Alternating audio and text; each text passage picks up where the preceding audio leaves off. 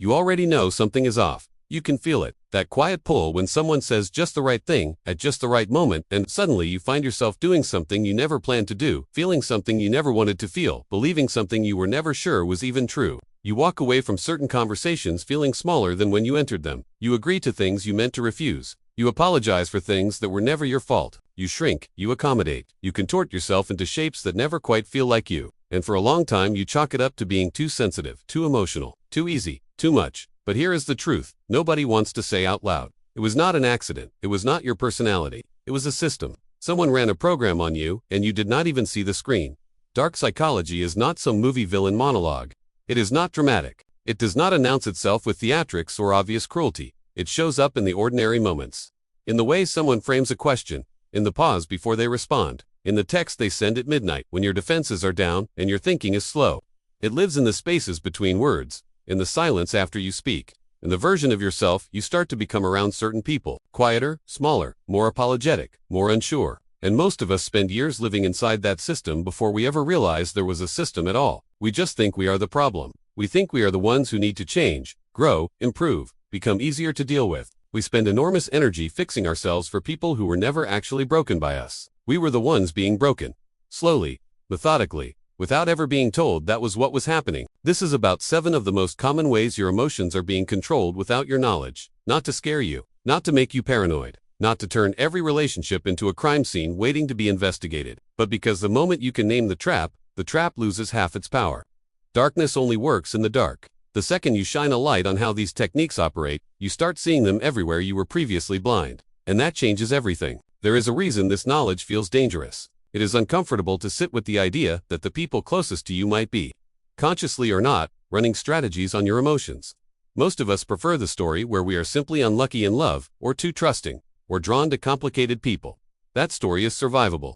The story where the suffering was designed is harder to hold. But holding it is exactly what sets you free. Because clarity, even painful clarity, is always safer than comfortable blindness. You cannot navigate a maze you refuse to see. The first one is called manufactured urgency. And it is everywhere. You know that feeling when someone says, you need to decide right now. This offer expires tonight. If you wait, you will lose it forever. I need an answer from you today. That is not a deadline. That is a weapon. Urgency is one of the oldest tricks in the emotional manipulation handbook, because it short-circuits the part of your brain responsible for rational thought. When you feel rushed, your nervous system kicks into a kind of emergency mode. The thinking, evaluating, long-term planning part of your brain goes offline. You stop weighing your options. You stop asking questions. You stop thinking about whether you actually want the thing being offered or whether the terms are fair or whether you even trust the person standing in front of you. You just grab it because the clock is ticking and something in your biology is convinced that hesitation equals death. Manipulators know this. Salespeople know this. Abusers know this.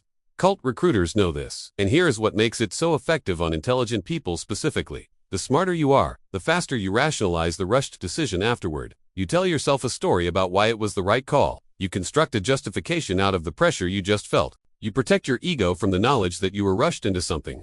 Anyone who has ever made you feel like you had no time to think before saying yes was using this on you deliberately and consciously. The antidote is almost embarrassingly simple. Slow down, breathe, take the pause they told you that you could not afford. Real opportunities do not evaporate the second you ask for a moment to think. Real love does not demand immediate surrender. Real deals do not collapse because you wanted to sleep on it. Anyone who punishes you for pausing, who escalates the pressure when you try to think, who makes you feel irresponsible or ungrateful for taking your time, was never offering you something good to begin with. The second trick is guilt as currency.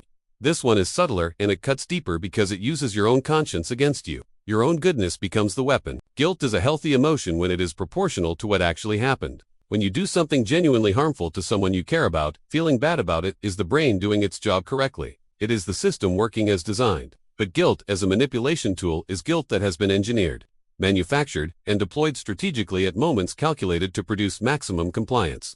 It is the heavy sigh that communicates disappointment more loudly than any word could. It is the story told at exactly the right moment to remind you of everything someone has sacrificed for you, right before they ask you to do something you do not want to do. It is the phrase "you always do this" or "you never think about how I feel" delivered not to solve a real problem, but to make you so uncomfortable in your own skin that you will do almost anything to escape the sensation. It is the person who never directly asks for what they need, but instead communicates their needs through your discomfort, through your guilt, through making you feel like your refusal, your boundary, your desire to do something differently, is an act of cruelty against them. It is the masterful rerouting of every conversation about your feelings into a conversation about theirs. People who weaponize guilt are not trying to resolve conflict. They are trying to win. And the worst part is that the winning feels like love when you are inside it. It feels like someone who cares enough to be hurt by you. But caring does not look like scorekeeping. Love does not invoice itself. Real care can sit with a no without manufacturing a catastrophe. The third weapon is something called intermittent reinforcement. And if you understand only one thing from everything you are reading right now, make it this one, because it is the engine behind almost every addictive relationship you have ever had or watched someone you love get consumed by. Intermittent reinforcement is when reward and punishment come unpredictably. Sometimes you get warmth, praise, affection, laughter, connection, the person you fell in love with. Other times you get coldness, criticism, withdrawal, contempt, silence, a stranger wearing the face of someone familiar. And the randomness of it, the absolute impossibility of predicting which version of someone you are going to get today, does something to the human brain that is almost impossible to overstate. It creates obsession. The same psychological mechanism that makes slot machines financially devastating is the exact mechanism that makes certain relationships feel impossible to leave, impossible to stop thinking about, impossible to grieve cleanly. When love or approval or basic kindness is consistent, you can eventually relax into it. You can take it for granted in the healthiest sense of that phrase. You know it will be there. But when it comes and goes without warning, without any discernible cause, your brain becomes completely consumed with trying to figure out what you did wrong, what you need to do differently, what magic combination of behaviors will bring back the good version of this person today. You stop living your own life. You start managing theirs. All of that frantic emotional labor, all of that constant reading of moods, and adjusting of behavior, and walking on glass keeps you so focused inward and so consumed with earning something that should have been freely given that you never step back far enough to see what is actually happening to you. The fourth technique is gaslighting, and it has become such a common word that people sometimes forget how genuinely disorienting it is to experience it in real time. Over weeks and months and years, gaslighting is not just lying. Lying is one person saying a false thing. Gaslighting is lying in a way that makes you doubt your own perception of reality. It is someone looking you directly in the eye and telling you that the thing you saw did not happen, that the thing you heard was not said that way, that you are remembering wrong, that you are too sensitive, that you are dramatic, that you are making things up, that you always do this, always catastrophize, always misinterpret. Over time, this does not just make you question the specific incident, it makes you question your own mind, your own memory, your own judgment about what is real. You start needing external confirmation for things you know from your own direct experience. You start collecting evidence, replaying conversations, texting friends to ask if something sounds as bad as it seemed, because you have been trained, slowly and systematically, to distrust yourself, and a person who no longer trusts their own perception is a person who is completely dependent on the perception of whoever is standing in front of them. That dependency is not accidental, it is the entire point. The fifth dark trick is something called love bombing, and it usually shows up at the very beginning of things, which is precisely why it is so hard to recognize when you are inside it. Love bombing is overwhelming affection delivered before it has been earned or built. It is intensity disguised as passion and presented as proof of something rare. It is someone who treats you like the most extraordinary, irreplaceable person in the world before they actually know you in any real depth, who texts you constantly throughout the day as if your presence is necessary for them to function, who makes grand sweeping plans for a future together before the first month is even over, who says things that feel eerily specific to your private wishes, as though they somehow already know your deepest wants and are delivering them one by one. And it feels incredible. It feels like finally being seen after a lifetime of being overlooked. But what is actually happening beneath all of that warmth and intensity is the construction of a debt. An emotional debt that you did not agree to take on, but that will be collected from you anyway. Because once someone has made you feel that extraordinary, once they have placed you on that particular kind of pedestal, they own something in you. You start measuring every future version of the relationship against that initial peak, that honeymoon altitude, and when the intensity drops, which it always does, you do not recognize it as the end of a manipulation strategy. You experience it as loss, as your own failure to sustain something beautiful, and you will do almost anything to get back to that feeling. You will excuse things you never imagined you would excuse. You will bend in ways that would have appalled an earlier version of you, because somewhere in your nervous system, you are still chasing a version of something that was never real to begin with. The sixth method is the strategic use of comparison. And this one is personal because it lands exactly where most people are already quietly wounded. You are not as successful as your college friend who seems to have everything figured out. You are not as calm as the person they dated before you. You are not as driven or as easygoing or as attractive or as fun as this person or that person they casually mentioned. Comparison, when deployed by someone who wants to hold power over you, is not casual observation. It is not honesty. It is erosion. It is designed to introduce a baseline of inadequacy into your understanding of yourself so that you are perpetually in motion, perpetually trying to prove your worth to someone who has already quietly decided your worth is negotiable and contingent. The insidious part is that it does not always come in the form of a direct insult you can push back against. Sometimes it comes wrapped in an offhand comment, a joke with a sharp edge, a story about someone else that just happens to highlight, perfectly and precisely, everything you are not. The message is rarely spoken cleanly. It is felt, it seeps, and once you feel like you are not enough, once that particular seed has been planted in the ground of your self-image, you become significantly easier to manage. Because a person who is perpetually trying to prove their worth, who is always quietly auditioning, will accept conditions that a person who knows their worth would exit without drama. The seventh, and perhaps the most quietly devastating trick, is isolation. Not the dramatic kind where someone takes your phone and locks the doors. Not the obvious kind that friends and family would immediately recognize as alarming. The slow kind. The gradual, patient removal of your external anchors. It starts with observations that sound like concern. Your friend is kind of negative, do you not think? Your family never really understood you the way I do. Those people bring out the worst in you. I just worry about the effect they have on you. Each comment, considered alone, sounds almost loving. Like someone genuinely invested in your well-being. Like someone paying close attention. But what these comments are building, collectively and over time, is a world in which the only voice you have consistent, reliable access to, is the voice of the person doing the isolating. And that is an extraordinary amount of power to transfer to a single human being. Because your perspective is always shaped by the perspectives around you. When you cut off every other reference point, when you lose access to the people who knew you before this relationship began, who can remind you of who you were? Who can say gently that something seems different about you lately? That something feels off? You lose the ability to You lose your mirrors. You lose the triangulation that healthy human beings use to navigate their lives. You are left with one source, and one source is not information. One source is control. There is something worth sitting with in the mechanics of isolation, because most people who have lived through it describe the same experience. They did not notice the shrinking. They noticed it afterward, when they finally emerged on the other side and looked around and realized that the entire landscape of their social life had quietly been cleared. Friends they had known for years felt suddenly distant and unfamiliar. Family relationships had grown strained in ways they could not fully explain. The world they once moved through freely had contracted down to a single point, and that point was whoever had been doing the isolating. The terrifying elegance of it is that it rarely involves conflict. It usually involves redirection. Every time you might have moved toward someone outside the relationship, there was something that pulled you back. A crisis, a conversation that ran long, a subtle guilt about spending time elsewhere, a question about whether those other people really had your best interests at heart. By the time you realized what had happened, the architecture of the isolation was already complete. Here is what all 7 of these have in common. They work best in the dark. They survive on your not knowing.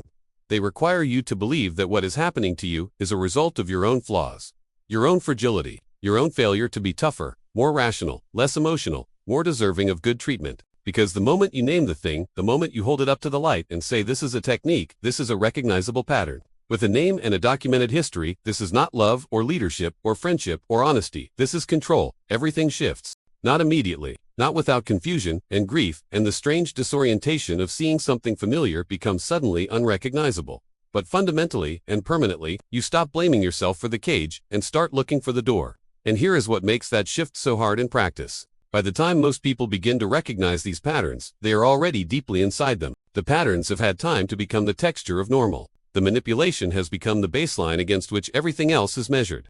You have already reorganized your personality around this environment. You have already made yourself smaller, quieter, more careful, more available, more apologetic. You have already learned 100 micro-adjustments designed to prevent friction in this particular relationship.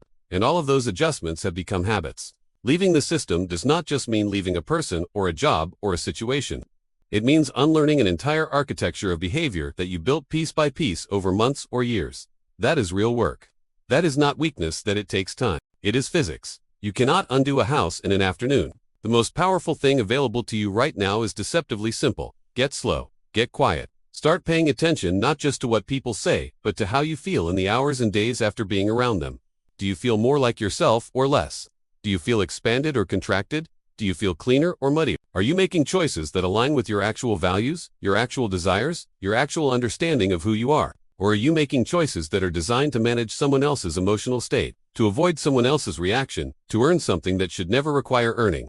The answers to those questions, followed honestly without self-deception, are the beginning of everything. Nobody is immune to psychological manipulation. It does not happen because you are weak or stupid or naive or too trusting. It happens because you are human, and you were built by millions of years of evolution to respond to social pressure, to avoid rejection, to seek belonging, to fear abandonment. These are not character flaws. They are survival features. The people who use these techniques are often doing so from their own damage, their own fear, their own desperate attempt to control an environment that once felt catastrophically unsafe. Understanding that does not mean excusing what they did. It does not mean staying. It means seeing clearly enough that you can make real choices rather than reactive ones. There is also something important to say about the way these techniques compound. They rarely appear in isolation. A person who love bombs you is often also using intermittent reinforcement. A person who gaslights you is almost certainly also manufacturing urgency when you try to leave. A person who isolates you is usually also deploying guilt as currency on a daily basis. They stack, they reinforce each other. Each one makes the others more effective. That is why escaping can feel so disorienting, because you are not leaving a single dynamic. You are leaving an entire ecosystem that was engineered around keeping you in place, and the ecosystem does not disappear the moment you walk out the door. You carry it with you.